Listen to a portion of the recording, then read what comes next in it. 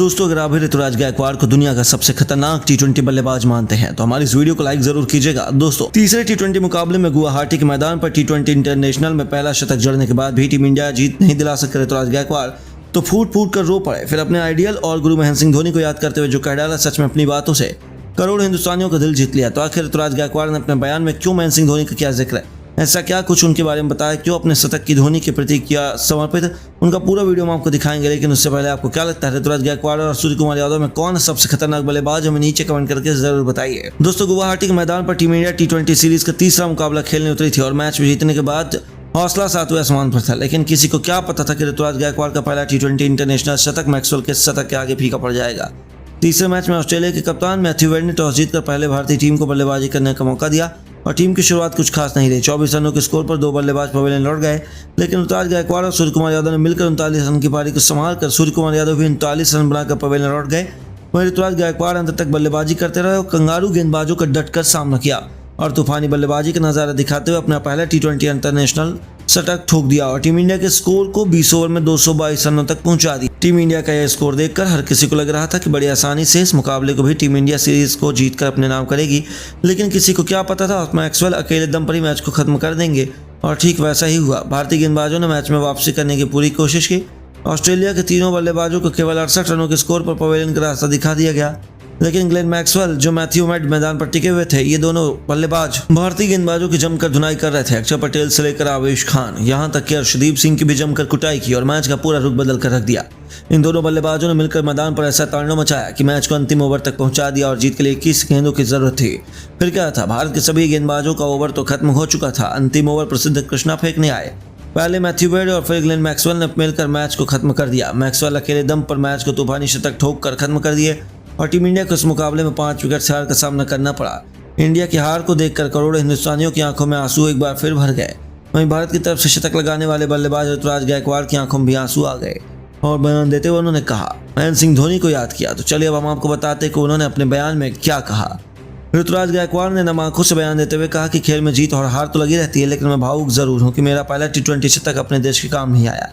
मैंने बहुत मेहनत करके लंबे समय तक मैदान पर टिका रहा और टीम इंडिया के लिए शानदार बल्लेबाजी की, शतक लगाया, लेकिन मैक्सवेल ने मेरे शतक पर पानी फेर दिया और शतक लगाने के बाद मुझे धोनी भाई की याद आ गई।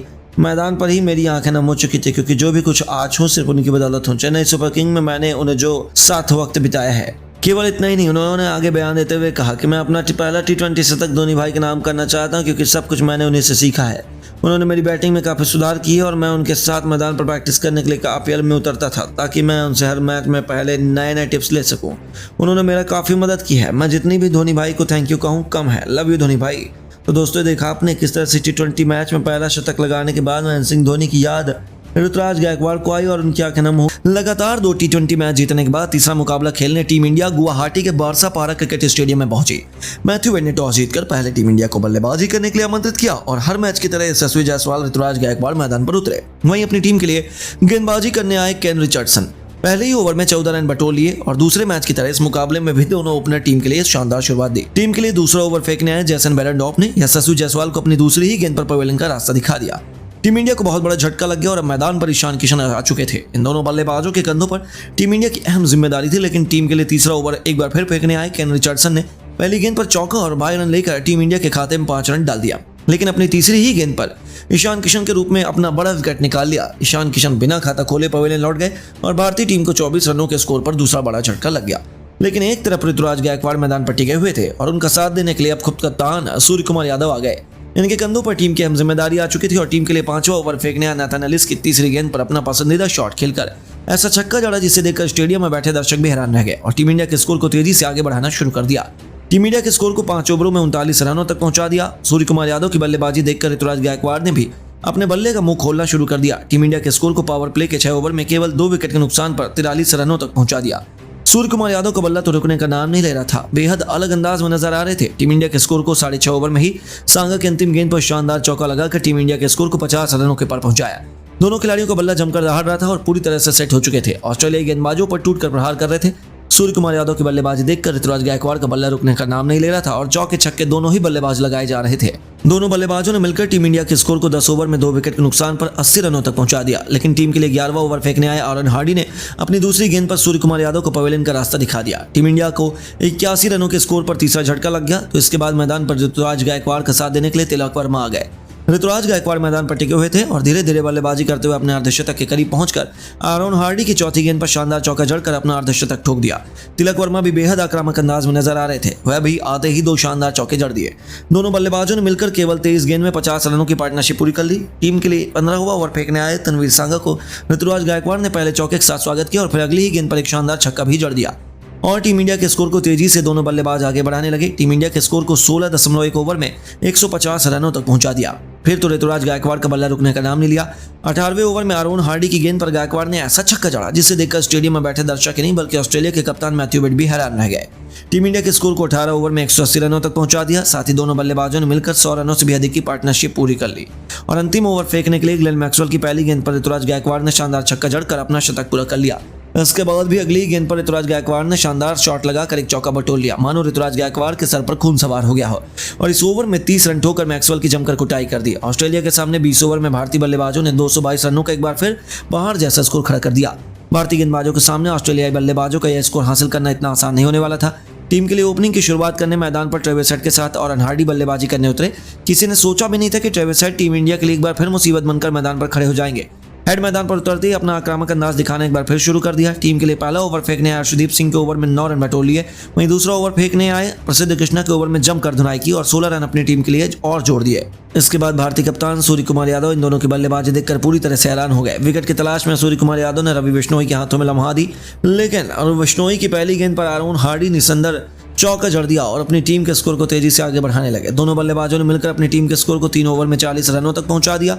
सूर्य कुमार यादव विकेट की तलाश में गेंद आवेश खान के हाथों में थमा दी, लेकिन कंगारू बल्लेबाज इस अंदाज में बल्लेबाजी के नजारा दिखा रहे थे। भारत के गेंदबाजों पर टूट टूट कर प्रहार कर रहे थे। भारतीय गेंदबाजों को कुछ समझ में नहीं आ रहा था। दोनों बल्लेबाज पूरी तरह से मैदान पर सेट हो चुके थे, लेकिन सूर्य कुमार यादव एक बार फिर से सबसे अधिक भरोसा जताकर विकेट की तलाश में गेंद और अर्शदीप सिंह के हाथों में थमाई। उन्होंने अपने ओवर की दूसरी ही गेंद पर आरोन हार्डी को चलता कर टीम इंडिया को पहला विकेट दिला दिया और ऑस्ट्रेलिया को 47 रनों के स्कोर पर पहला झटका लग गया। इसके बाद मैदान पर अपनी टीम की पारी को संभालने जोश इंग्लिश आए। आते ही उन्होंने शानदार चौके जड़ दिए और अपनी टीम को 50 रनों के पार पहुंचा दिया। ट्रेविस हेड बेहद आक्रामक अंदाज में नजर आ रहे थे, लेकिन पावर प्ले का अंतिम ओवर फेंकने आए आवेश खान ने अपने ओवर की चौथी गेंद पर हेड को पवेलियन का रास्ता दिखा दिया और ऑस्ट्रेलिया को 66 रनों के स्कोर पर दूसरा बड़ा झटका लग गया। अब मैदान पर बल्लेबाजी करने के लिए ग्लेन मैक्सवेल आ गए, लेकिन उनके आते ही जोश इंग्लिश को रवि बिश्नोई ने एक बार फिर अपनी फिरके में फंसा लिया और क्लीन बोल्ड कर उन्हें 68 रनों के स्कोर पर पवेलियन का रास्ता दिखा दिया। भारतीय टीम को तीसरा विकेट मिल गया, लेकिन मैक्सवेल मैदान पर टिके हुए थे। उनका साथ देने के लिए मार्कस स्टोइनिस आ गए और इन दोनों बल्लेबाजों ने मिलकर भारतीय गेंदबाजों की धज्जियां उड़ाने की ठान ली।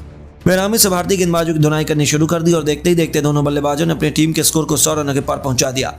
मैक्सवेल बेहद अलग अंदाज में नजर आ रहे थे। अर्शदीप सिंह से लेकर अक्षर पटेल तक हर गेंदबाजों पर टूटकर प्रहार किया और अपनी टीम के स्कोर को तेजी से आगे बढ़ाने लगे। इतना ही नहीं, जीत की तरफ मैच को मोड़ दिया। भारतीय खिलाड़ियों के हाथों से मैच फिसलने लगा, लेकिन 13वां ओवर फेंकने आए अक्षर पटेल ने ओवर के अंतिम गेंद पर मार्कस स्टोइनिस को सूर्या के हाथों कैच पकड़वा कर पवेलियन का रास्ता दिखाया और टीम इंडिया को चौथा विकेट मिल गया। इसके बाद भारतीय खिलाड़ियों को जान में जान आई, मगर मैक्सवेल एक तरफा मैदान पर टिके हुए थे। उनका साथ देने के लिए टीम डेविड आए, लेकिन वह ज्यादा देर तक मैदान पर टिक नहीं सके और बिना खाता खोले रवि बिश्नोई के शिकार हो गए और भारतीय टीम को 5वां विकेट मिल गया। लेकिन अभी भी मैक्सवेल मैदान पर टिके हुए थे और उनका साथ देने के लिए मैथ्यू वेड आ गए। इन दोनों बल्लेबाजों ने मिलकर मैदान पर ऐसा तांडव मचाया जिसे देखकर स्टेडियम में बैठे दर्शक हैरान रह गए। यहाँ तक कि भारतीय गेंदबाज भी हक्के बक्के हो गए। मैक्सवेल ने अपना अर्धशतक जड़ दिया और इसके बाद बल्ला रुकने का नाम नहीं लिया। भारतीय गेंदबाजों की जमकर धुनाई करते हुए मैच को अंतिम ओवर पहुंचा दिया और जीत के लिए 21 रनों की जरूरत थी। सूर्य कुमार यादव ने अंतिम बॉल फेंकने के लिए प्रसिद्ध कृष्णा को गेंद थमाई, लेकिन सामने ग्लेन मैक्सवेल तैयार खड़े थे और ठीक वैसा ही हुआ। मैथ्यू वेड और ग्लेन मैक्सवेल ने मिलकर मैच का पूरा रुख बदल दिया और बड़े ही आसानी से टीम इंडिया को 5 विकेट से हरा दिया। तो दोस्तों, आपको क्या लगता है ग्लेन मैक्सवेल और ऋतुराज गायकवाड़ में कौन है T20 का सबसे खतरनाक बल्लेबाज? नीचे कमेंट करके जरूर बताइए। जहां खुद सिक्सर किंग युवराज सिंह ने उनकी तारीफों के कसीदे पढ़ते हुए कहा कि सूर्या की तो मैं क्या ही बात करूं, जिस बेखौफ अंदाज में वो खेलता है मुझे लगता ही नहीं कि वह वर्तमान भारतीय टीम में कोई उस जैसा खिलाड़ी है। वह सबसे खास है। आप देख ही सकते हैं जब वह मैदान में होता है तो कैसे गेंदबाज खौफ में होते हैं, यही काफी है। Well done Surya. मैं निश्चित तौर पर कह सकता हूं कि मॉडर्न डे क्रिकेट में टीम इंडिया के सफलता में यदि कोई सबसे बड़ा खिलाड़ी योगदान निभाएगा तो वह सूर्या ही है। वहीं पाकिस्तान के दिग्गज शोएब अख्तर ने भी कह दिया कि एक तरफ टीम टीम इंडिया है जिनके पास सूर्य कुमार यादव, रिंकू सिंह जैसे खिलाड़ी हैं जो कभी भी बल्ला चलाने से डरते नहीं। किसी भी परिस्थिति में टीम हो, उनमें वह क्षमता है कि अपनी विस्फोटक बल्लेबाजी से वह सामने वाली टीम को इतने बुरे तरीके से पीटते हैं कि वह खुद ही हार मान लेती। माशाअल्लाह, ऐसे खिलाड़ी की बल्लेबाजी देखना अपने आप में नसीब की बात है। जी हाँ, यहाँ तक कि ऑस्ट्रेलियाई दिग्गज एरोन फिंच के सूर्या फैन है। जी हाँ, उन्होंने कह दिया कि सूर्या के बल्लेबाजी मुझे खूब पसंद है, हालांकि वह ऑस्ट्रेलिया कितनी बुरी पिटाई कर रहा है यह देखकर मुझे भी दर्द हो रहा है। मैं हमेशा यही कामना करता हूं कि जब भी ऑस्ट्रेलिया मैदान में उतरे तो सूर्या का बल्ला ना चले, क्योंकि जिस दिन उसका बैट चलता है उस दिन कोई भी हरा नहीं सकता।